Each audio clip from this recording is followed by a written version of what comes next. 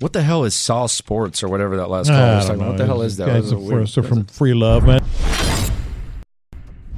What's going on, Sauce Nation? Man, it's Toxic City Tinney here. Now, this 2-1 start got me feeling a little funky fresh, so I do got to kick it old school today, and I'm bringing back the trash talking me. So y'all be ready. If you have sensitive feelings, if you are feeling hurt by words, this is not the video for you. I'm going to be very unfiltered.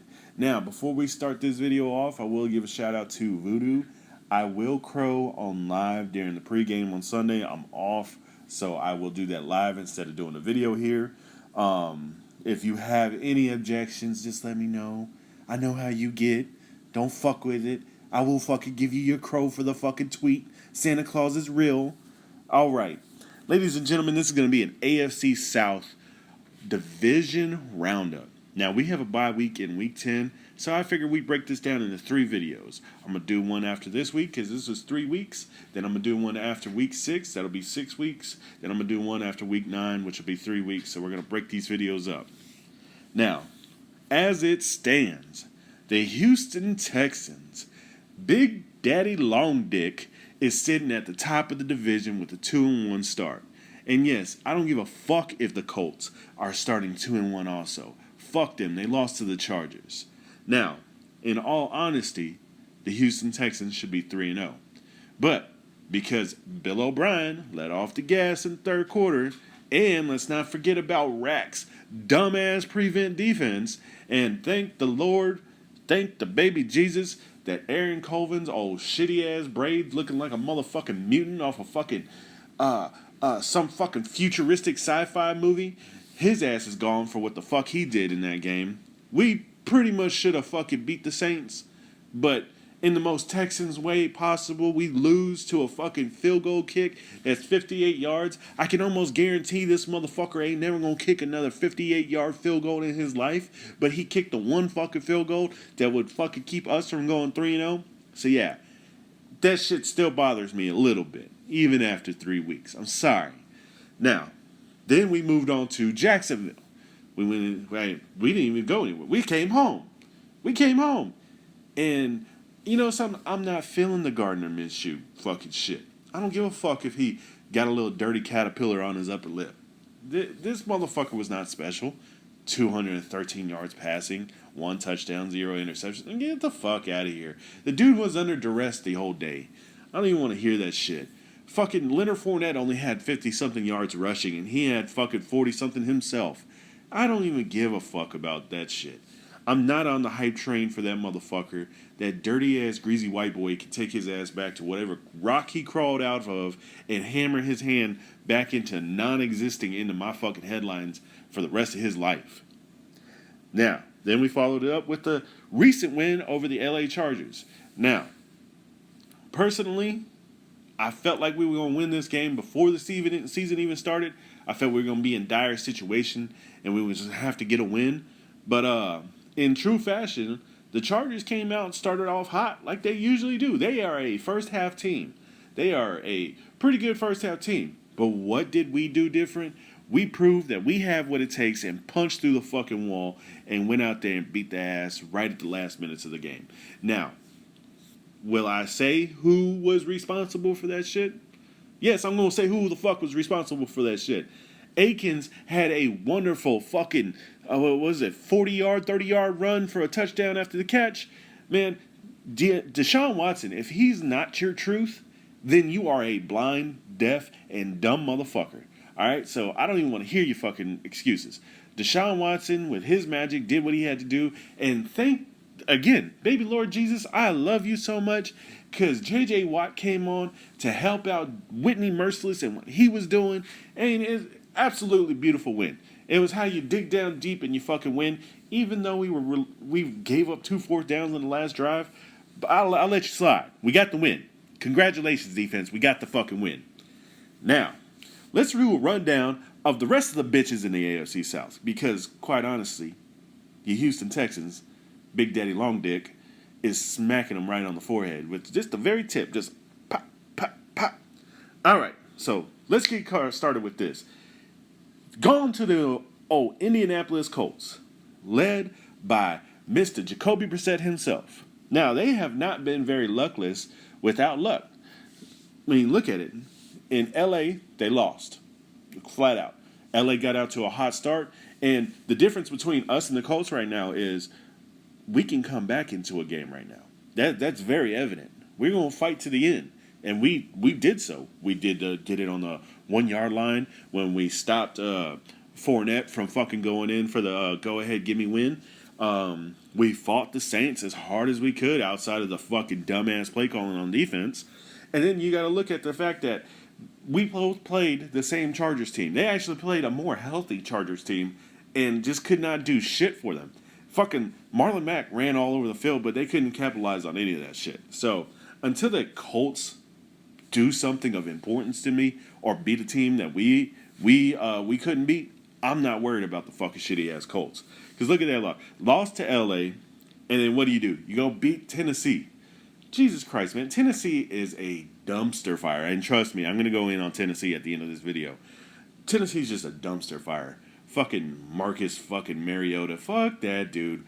Would it be wrong to call him a bust? Would it be wrong? I need comments down below. Would it be wrong to call fucking Marcus Mariota a fucking bust? I want opinions on this because I'm feeling the word bust at the end of my tongue.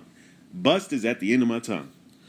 Then what was it? Yesterday they beat the fucking Falcons. I mean, Jesus Christ, I just don't believe them. I'm telling you, at the end of the day, the Indianapolis Colts are going to become one-dimensional. They're going to run the ball more than they pass the ball. I'm not worried about him. Fuck T.Y. and his little fucking hands out, arms up, hands out, arms up. Fuck that clown. I hope he wears the mask again because he's just going to look fucking hilarious leaving out of here looking like the clown his ass is. Now, moving on to the Jacksonville Jaguars. I touched on this just a little bit.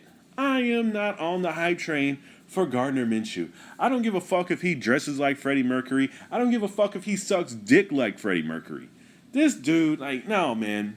He's going to get figured out, and sooner or later, y'all all going to be right back to square one. Like, all right, well, yeah, he's entertaining in the social media world, but as far as a football player, throwing for 200 yards in 2 games is not really very special.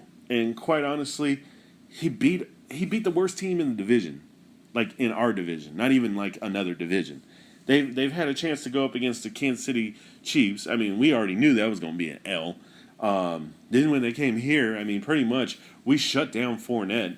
That was like their bread and butter. I don't give a fuck if the last drive where Shark caught some balls and, he moved the ball down with a professionalist or a calm demeanor. He only moved the ball down because our fucking secondary sucks, all right?